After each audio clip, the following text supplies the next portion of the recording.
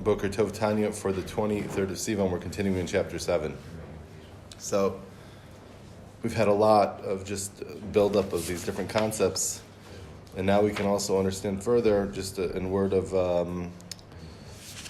introduction, right? There's this concept of tzimtzum kupshuto and tzimtzum lo kupshuto, right? And the idea is that there's a major, I guess, machlokas, right? What does it mean? In the words of the Arizal, he said, right, that HaKadosh Baruch Hu, before creation, infinitely is everything and everywhere in this simple unity, and then there's this tzimtzum. He needs to be able to retract himself to create a space, right, for creation, right, for the finite to be able to somehow exist within the infinite. And there's this sort of the language of the Arizal is that he's like misalik. He sort of removed himself, right, in order for there to be space for the finite to exist. So the Alter Rebbe is going to point out that there's people who, not God forbid that they're apikorsim or anything like that, but there's a misunderstanding of the Arizal's language when he says removed himself, right?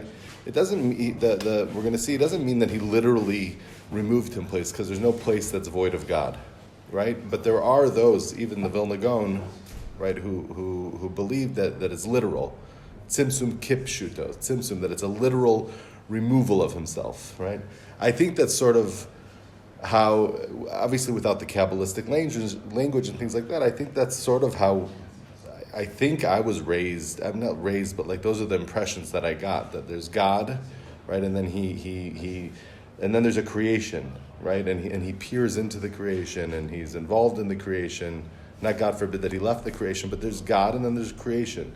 And what we're seeing now is that no, he didn't literally remove himself. He concealed himself in a certain way, but creation is not separate from God, right? That's the teachings of the Baal Shem Tov.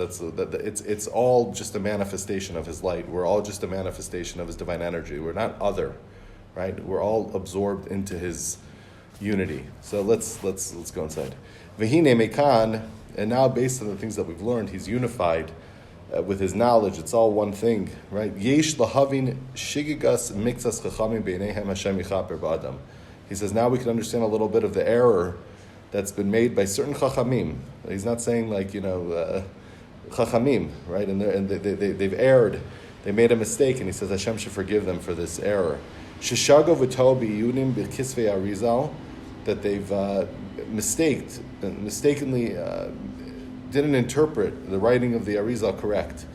Vehevinu inyan hatzimsum hamuskor sham k'pshuto, and they thought, or they think, that the idea of the tzimtzum, of HaKadosh Baruch Hu's sort of contracting and removal of self, they take it literally, which is not the case. HaKadosh Baruch Hu silek atzmo mahusu chas v'sholem elam hazeh, that HaKadosh Baruch Hu actually removed himself and separated himself, right, from the creation, from this world, chas v'sholem. Rak shemashgiach milamayla b'ashgacha pratis al kol yitzurim kulam asher b'shamayim al ve'aretz mitachas. Right, and these aren't people who are denying hashgacha pratis. They're not denying HaKadosh Baruch Hu's involvement in the world, but they see it as sort of more like a king perched on a chair, right? And sort of he peers in, he has his providence and he does what he does, right? But it's sort of from afar, from a distance, and he's saying that's not the case. There's no way, you can't say, right, that there's this concept of literal tzimtzum, this literal removal, right? Shehu mimikre haguf. You're giving, actually, by saying that, you're actually giving God anthropomorphical. I forget what the word is, and you're giving him a body. You're giving him a body, right? Right? Some sort of, because you're giving him a form, because you can't say that the infinite was there and now it's not there. Right, that's putting the infinite within space. Mm-hmm. That's putting the infinite within time. You can't do that, right? So you're actually, by saying this, which is an easy way to interpret how the Hashem created a world. You don't think about and he's on top and he's peering in and he's doing his thing, right? You can't say that. There's no. You can't. If you're saying he was there and now he's not there, you're giving God a body. It's like saying he's got an arm or a leg in a sense. Ala Kadosh Baruch Hu, you're giving him a body. Hanivda mehem ribu revavos avdalos like case. Kadosh Baruch Hu is far removed from the concept of time, space, from physicality. Right? Anytime we use those terminologies, right, we're giving an analogy for us to try to understand a little bit, right? But we're not saying that God has, it's amazing, right? People don't think that even people who would say, no, God doesn't have an arm or a finger or a foot, right? But they do say that God is chesed and God is gevura. Even saying that is actually giving God some sort of limitations, that an attribute that it doesn't have, right? Exactly. Afgam zos lo bedasi deberu. These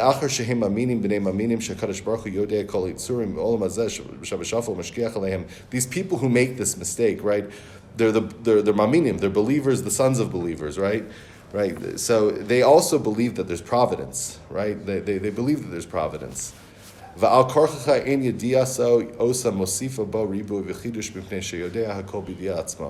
Right? And since they admit that there has to be providence in the world. We're not talking about people who are, again, apikorsim or something like that, right? That believe that there is no creator, or the creator left the world, or he left us on our own, whatever it is, right? Therefore, we have to come to the conclusion, or they're flawed, because ultimately, we as we've established, right? There's no plurality in God. He's not a composite. There's nothing, right? We're like we said yesterday, we're always like seeking input. Right? That's every single second of our life, there's more input that's being added to us, right? That's not God. God is all self-knowledge, right? He knows, everything is known from himself. So by nature of the fact that if we understand that a Kadosh Baruch Hu is all self-knowledge, that even this idea of tzimtzum, even aside from what we just said about him being here, not there, whatever it is, right? If he created a world, if he removed himself and created a world, that means that he's like gaining and interacting with new awarenesses of what's happening outside of him.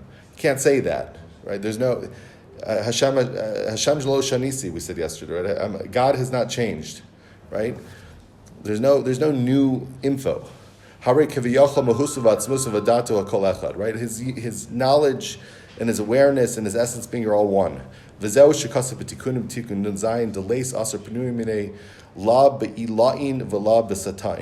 it says in the Zohar. Right? There's no place that's devoid of him, neither in the upper worlds or the lower worlds. He's everywhere. He's manifest in everything. Right? Yes, he's found. It's in a way in which it's totally concealed. That's what it means. There's a siluk. He removed himself, right? In a sense that he's no longer present. Siren. Local? Keep going. Is it local? Warning, pre-warning, local or not local? What's that mean? That means maybe. It's a big maybe. All right. Okay, keep going. 1.5 minutes. That's what it says. Well, if the siren goes off, then we'll move. All right. We don't have it outside. We would hear it, right? We'd hear it. Oh yeah, Yeah. we hear it. We're probably in a good spot in any case, but Yeah. Yeah, we'll just go back there. okay. Torah under fire, baby. Torah and fire, literally. Okay. Okay, resuming. So we just said in the Tikkunim, there's no place that's devoid of him in the higher worlds or the lower worlds, meaning there is no actual removal of godliness, right? There's just a removal of the sense that there's no presence. Not to say appreciate, there's no revealed presence of God, right? But he fills everything. Uvaraya Mehemna Parshas Pinchas also says in the Raya Mehemna, in that section of the Zohar in Parshas Pinchas, Ihu tafis b'chul of leisman de tafis beichulhu ihu soviv ka'amin v'leisman de nafik mershu seiv labar ihu mamali ka'amin ihu makasher miyachid zina l'zine eila v'sata. He grasps all, and none can grasp him. He encompasses all the worlds, and no one goes out from his domain. Right? He's grasping everything. He's in it. We can't grasp him. He's filling all the worlds, right? And nothing is outside of his domain. He fills and permeates all worlds. He binds and unites a kind to its kind, upper with lower. V'veleis kurva ba'arbi yisodin ele b'kutcher brichu kad ihu benaihu. And there's no closeness in these four elements except through the Holy One, blessed be He, when He is with them. It says here in the note, what is it talking about? The Zohar. It's just more parenthetical, but I think, that when it says these four elements, right, that everything in the world is created of four elements: fire, earth, fire, whatever, earth, dirt, whatever, that kind of compound, air, and water, right? And they're all sort of diametrical different elements, right? It's the presence of God that allows all these things to sort of interact in the way that they do. Point being that HaKadosh Baruch Hu is totally present in everything. Ad kan l'shona, this is the end of the language of the Zohar. V'rot zalomer leisman the toughest bay, shein misha yitfos basaga sichlo mikol schalim elyonim mehusa v'atzmusa shel HaKadosh Baruch Hu. What does it mean that no one can grasp him, right? That there's no one, even certainly there's no human intelligence that can do it, but even supernal intelligences, even intelligences of higher realms, whatever that means, the intelligence of more supernal worlds and higher places, none of it can grasp HaKadosh Baruch Hu, right? We always point out that people, we have like all those New York Times, I don't know if it's New York Times, but those like newspaper cartoons, right, where someone goes up to heaven and there's God and he's surrounded by angels and this and that. The angels aren't surrounding God. The angels don't get God. The angels can't grasp God. There's more revelation than we have here, right? But angels and these higher supernal things don't grasp God, right? The God is beyond. God is totally transcendent of everything, right? Nothing can grasp his essence. Kamosh kasbet tikunu sasima dekol sasimin. Right, as it says in the Tikkunim and the Zohar, he's hidden from all the spiritual worlds, which are themselves hidden from the physical creatures. He's hidden from everything. Point being, he's hidden from everything. Nothing can grasp him, right? But that's not to say that it's not. The presence is permeating everything, but nothing can get him. Nothing can grasp him, right? That's what the Arizal was teaching us. Not that, God forbid, he pulled himself out of all aspects of creation. He's totally present in the creation. We just can't we don't grasp him. We don't get him. We don't see him. No one can grasp him. Even in this lower world, he permeates all the worlds. Gufo shinispesas tocha guf ad shemispa'eles umekabela shinui aguf etzaro mehakaos o karirus o chamimus eish v'chayotze. We often have an example, right, to learn from how HaKadosh Baruch Hu permeates the worlds. We often give an example of how the soul permeates our body, right? Our body, and there's many parallels, right, with the way a spiritual force is permeating a physical body, right? But there's many things that are different, right, including this. One of them is that the body and the soul are two separate beings, right? That they're obviously intertwined, right? And the soul gives life to the body, but the body exists on its own, even if it's lifeless, right? And then it fills it. That's exactly not what the world is. The world, that's the whole point of what we're saying. The world is not just sort of like, a separate, lifeless existence that he fills it and gives life to it and gives it vitality. We don't say that. That's the whole point of what we're trying to say. We're trying to say that even the world itself, unlike the body, right, is literally just, it's totally an expression and projection of divine energy, right? It itself is part of God. In any case, here he's saying that there's a distinction between, I don't fully understand this. I don't fully understand a lot of concepts, but this I really don't fully understand. Because he derives from the fact, right, that we don't grasp him, right? So therefore, if it's ungraspable, then it makes. Let me state what the distinction is first. He says that a distinction between the soul and the body versus HaKadosh Baruch Hu filling the world is that he remains unaffected by the world, right? He remains the same. He remains unaffected by the world, whereas the body, right? The soul in its experience in the body actually becomes changed. Mm-hmm. The soul is affected by the body, right? That he says that your experiences in the body, feeling pain, cold, heat, right? Psychological experiences, right? Those actually affect the soul, right? So it's not the same, right? Some similarities, but the same. HaKadosh Baruch Hu is unaffected by the experience of filling the earth with vitality. Masha'en kein HaKadosh Baruch Hu she'eno mekabel shum shinui mishinui olam hazeh mekayitz l'chor from yom l'layla. Hashem is unchanged and unaffected from this world. Summer, winter, day, night. K'dechsiv gam choshech lo yachshik mimecha v'layla k'yom ya'ir. As it says, even the darkness doesn't conceal you. and the night illuminates the day. In other words, HaKadosh Baruch Hu isn't, he doesn't feel the darkness, right? He's not hidden in the dark. It's like halachically speaking, you can't, a lot of people do this, if they don't have a kippah on their head, and they want to make a bracha, they put your head on your hand. That doesn't do anything. You can't conceal yourself, right? A turtle shell, if you take your kid to the petting zoo, right, and the turtle remains, inside of his shell, He's still right? a turtle. Right, and you ask the kid, "Did you see a turtle today?" You saw a turtle because that is the turtle. You can't conceal yourself, right? And that's at Hakadosh Baruch Hu. He doesn't conceal himself. It's all him. It's all him. He's not affected by the darkness. The darkness is a projection of him, right? But the body is different. The body affects the soul. Lefi she'eino nismas klal tocha olamos afa gavdin malion.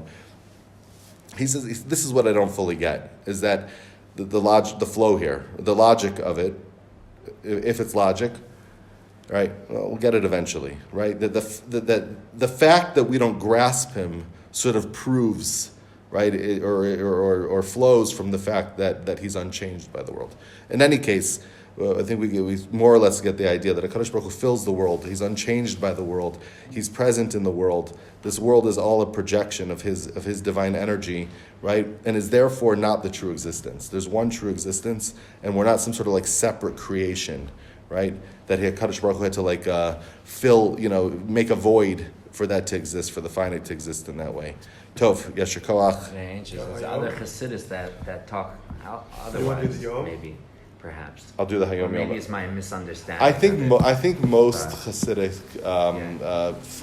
use this This idea. There might be some, Lopes. but there are Kabbalists that do understand it differently, and I don't know the fine tuning of Right. exactly where that line is, or I'm not pointing my finger at anybody. The fact that But we're he's learning not the Tanya. beholden by the world is proof that he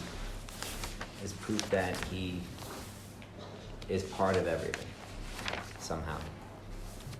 The fact that Or that he's unchanged, right. that he's not affected by the world because he's not. Yeah, it's like there's something there. I need a little click. Because then you would see Hashem. Like if he was grasped or beholden by the world, or like he had to remove, you would see him. But you don't. But the soul you don't see either. But it's also changed. Okay. Isn't the soul part of Hashem? Okay, but it's changed. And a micro. Okay, whatever. Go on. Okay, Hayom Yom for the 23rd of Sivan, a powerful Hayom Yom today. First of all, on Shabbos Mevarchim, it's our custom, the Shabbos Mevarchim, to read the entire book of Tehillim early in the morning and to hold a Farbrengen on that day. Shabbos we're supposed to hold a Farbrengen. My revered grandfather, the Rebbe Marash, gave the following answer to a question addressed to him by my revered father, the Rebbe Rashab, in the course of a Yechidus that took place in the winter of 5635. This is in 1874, 1875. He answered, "The evil inclination is called the animal soul, not because it's bestial. On the contrary, at times it's like a fox, the cleverest of animals, so that one needs considerable wisdom to recognize its schemes. At times it even clothes itself in the garb of a tzaddik, who is sincere, humble, and of noble character. Every individual's animal soul matches his personal nature. A person may be aroused by a great desire to study Hasidus or to meditate deeply on a given abstract concept, though in truth this is just the counsel of the evil inclination and its machinations of the animal soul to keep him from praying and the like. Adopt this principle and remember it constantly. Whenever you encounter something that furthers or brings you to actual divine service, anything that obstructs this, no matter how lofty, stems only from the intrigues of the animal soul." After quoting the above teaching, my revered father, Rebbe Shab, concluded, "Until then, I did not know that there could be a pious animal soul and even a Hasidic animal soul." Gewalt. Sneaky.